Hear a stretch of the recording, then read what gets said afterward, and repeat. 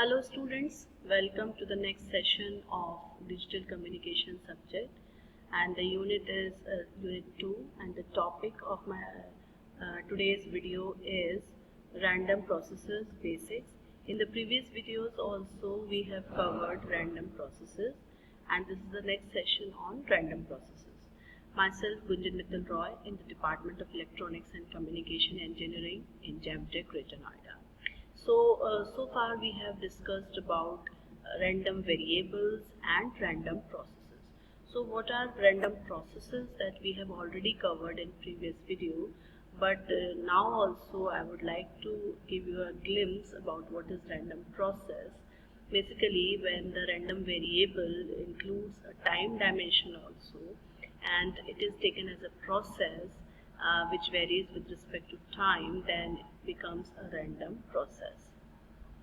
So in random processes also we have covered so many parameters, and now these are few new parameters which we are going to discuss in this video. So here we are going to discuss about basic concepts, and the first concept here we are talking about is spectral density. So what do you understand by the term spectral? Spectral means a range of frequency which is most often called as a spectrum. So when the power or energy is distributed over frequency range, then the random process can be determined as spectral density. So the spectral density describes the spectrum of a random process having a certain magnitude of power. So it has got a number of relationships which we will discuss one by one in this video. So the very first relationship which we have here is sigma x square equal to 0 to infinity s x of n dn. Here n is representing the frequency. In other notations we can use as x of f also, f df. So n is nothing but the frequency here, and it is a unilateral function. That means it varies from 0 to infinity, not the bilateral which varies from minus infinity to infinity.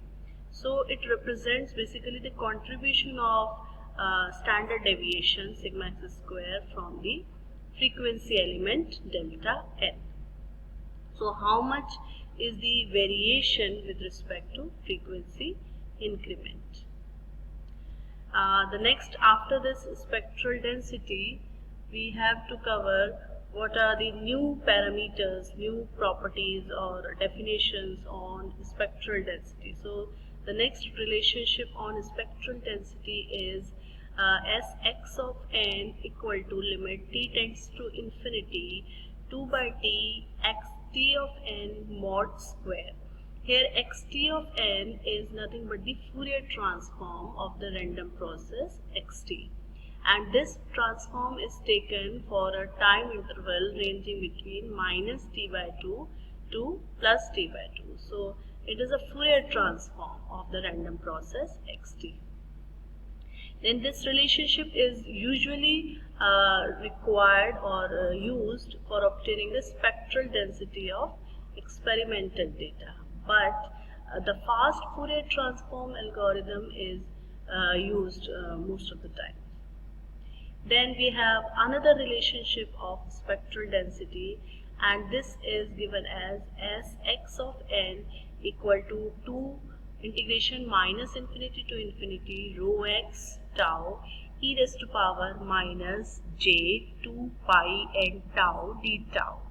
Here what is rho? Rho is nothing but the autocorrelation function, and the Fourier transform of autocorrelation function is determined here by using the relation minus infinity to infinity rho x of tau e raised to power minus j 2 pi n tau d tau.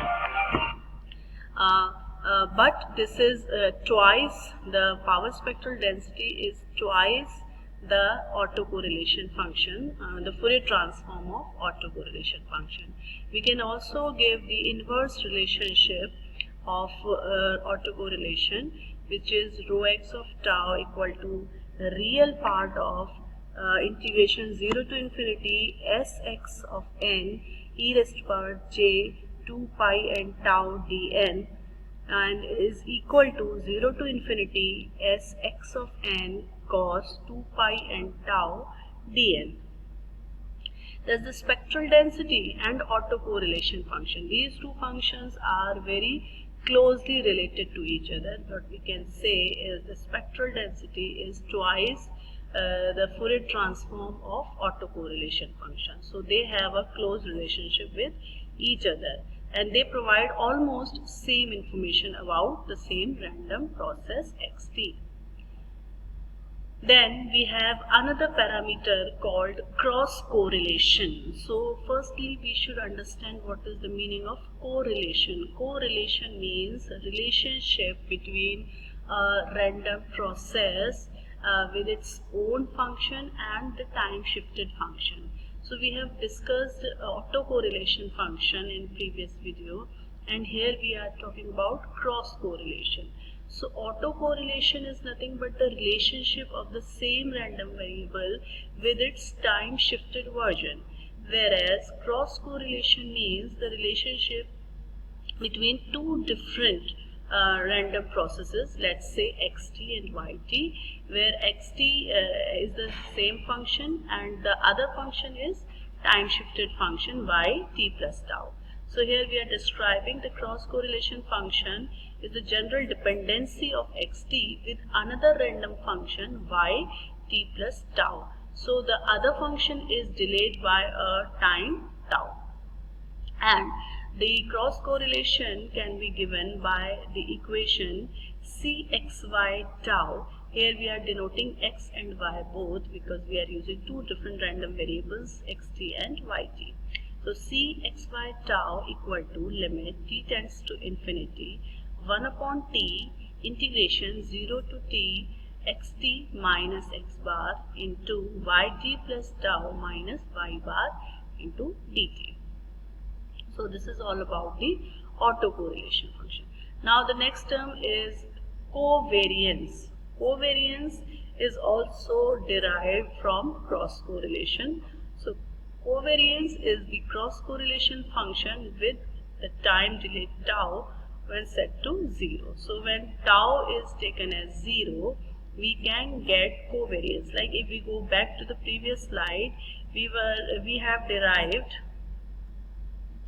cxy tau here, but now if we put tau equal to 0, it will be written as cxy 0, and this will be equal to x dash t into y dash t whole bar, and that will give you the covariance function. So wherever we have used the term tau, it will now be 0. So limit t tends to infinity, we are just modifying the previous equation of cross correlation by putting the value of tau equal to 0, and we get a new parameter or for random processes which is called covariance, and it turns out to be limit t tends to infinity 1 upon t 0 to t integration of xt minus x bar into yt minus y bar dt. So x bar t and y bar t are used to denote the fluctuating parts of xt and yt. It means mean parts subtracted. Then we have another relation which is called correlation coefficient. So the correlation coefficient is given by rho is the covariance normalized by the standard deviations of x and y. So correlation coefficient, it can be asked in numericals also. So what is correlation coefficient? It is given by rho equal to x bar t into y bar t to whole bar. Rather it is x dash t into y dash t whole bar upon sigma x into sigma y, where x and y are identical to each other and the value of rho is 1. Always positive value. Correlation coefficient is always a positive number, and if yt equal to minus of xt, so if it is inversely related means replica of each other, that yt equal to minus of xt, then rho is a negative function. So in general, what we can conclude is that rho varies between -1 to +1. Then we have the correlation applications. For that, we can see that the fluctuation wind loading of our tower depends on the correlation coefficient between wind velocities and hence wind loads at various heights. So for heights Z1 and Z2, we will be having different correlation coefficients. So therefore, this is the application of correlation coefficient, and as we have mentioned previously, so here what we can write correlation coefficient as rho of Z1 comma Z2, because these are now functions of heights Z1 and Z2. So the magnitude of wind will depend on the height taken. So the correlation coefficient is a function of height here, and it is given as rho of Z1 comma Z2 equal to U dash Z1 into U dash Z2 whole bar upon sigma U Z1 into sigma U Z2, similar to the previous relationship. Now cross spectral density, as we have discussed our spectral density, then we have cross spectral density means if we have two different random variables xt and yt, and we are having the spectral densities of x and y both, then we can have a relationship between the spectral density of the two, and that relationship is nothing but the cross spectral density. It is given as Sxyn equal to 2 integration minus infinity to infinity cxy tau e raised to power minus j 2 pi and tau d tau. So the cross spectral density is the twice the Fourier transform of cross correlation function of xt and yt. So if we have got the cross correlation function, and if we determine its Fourier transform and make double of that, that value will be taken as the cross spectral density, and it is nothing but a complex number.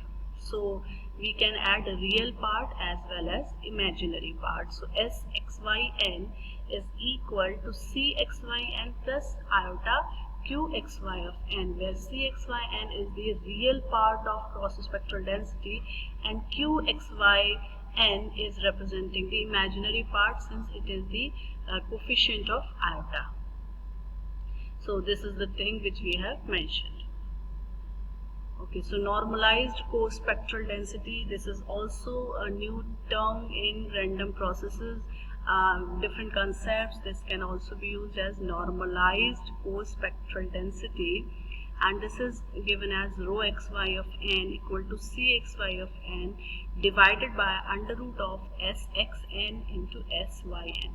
That means if we have determined the separate spectral densities of the two random processes xt and yt, or xn or yn, and we have determined the power spectral densities of both, such as sx of n and sy of n, and if we have got the cross correlation coefficient, then we can determine the normalized spectral density. So it is effectively a correlation coefficient for fluctuations at frequency n. So it has got another application, such as excitation of resonant variation of structures by fluctuating wind forces. Okay, now we have the input-output relationship of a linear system. If we are applying some input which is xt and the output is yt, so the output of a linear system must be a linear function. That means yt should be linearly dependent on the input function xt. The example of a linear system is the input is wind force, the output is a structural response, that is the displacement, acceleration and stress. So that means wind force can be a random parameter, but if we make it a structural, like a displacement, acceleration or stress, then the system is characteristic is structured.